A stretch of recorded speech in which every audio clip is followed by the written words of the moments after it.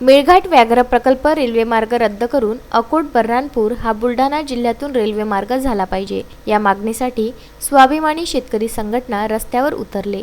जंगल वाचलं पाहिजे व वाघही वाचले पाहिजे यासाठी स्वाभिमानी संघटनेने आंदोलन केले। रेल्वे मार्गामध्ये अनेक शेतकऱ्यांच्या जमिनी जाणार आहेत, त्या शेतकऱ्यांना केंद्र सरकार व राज्य सरकारकडून जमिनीचा योग्य मोबदला द्यावा। तसेच 9 ऑगस्ट क्रांतिदिनी निमित्त गांधीच्या विचाराने आंदोलन करण्यात आले, परंतु येणाऱ्या काळामध्ये भगतसिंगाच्या रूपाने आंदोलन करणार असल्याचा इशारा त्यांनी या आंदोलनातून दिला आहे।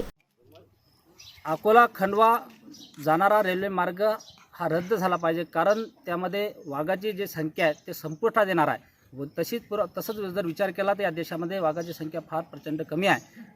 तो मार्ग रद्द करून बुलढाणा जिल्ह्यातून हा रेल्वे मार्ग गेला पाहिजे। विशेष म्हणजे हा जो मार्ग नवीन पर्याय जो व्यवस्था केलेली आहे, हा रेल्वे मार्ग संग्रामपूर आणि जळगाव तालुक्यातून जाणार आहे। यामध्ये जर का हा रेल्वे मार्ग भविष्यामध्ये झाला तर या शेतकरी जो ग्रास्त झालेला आहे, हा शेतकरी आर्थिकदृष्ट्या सक्षम होणार आहे। यामध्ये या भागामध्ये उद्योगधंदे उभे राहणार आहेत आणि एवढंच नाही तर या मागणीसह या रेल्वे मार्गामध्ये ज्या शेतकऱ्यांच्या जमीन जाणार आहेत त्या शेतकऱ्यांना केंद्र सरकार आणि राज्य सरकारकडून योग्य मोबदला मिळाला पाहिजे, ही सुद्धा आजची स्वाभिमानीची मागणी आहे। आज क्रांती दिन आहे। आज क्रांतीदिनी महात्मा गांधीजीच्या विचारांना आम्ही या ठिकाणी स्वाभिमानी शेतकरी संघटनेनं हे सकाळपासून आंदोलन सुरू केलेलं आहे। पण जर का यामध्ये केंद्र सरकारकडे चालढकल करण्याचा प्रयत्न केला तर भविष्यामध्ये हा शेतकरी भगतसिंगाच्या रूपाने रस्त्यावर आल्याशिवाय राहणार नाही, हा आमचा मोदी सरकारला इशारा आहे।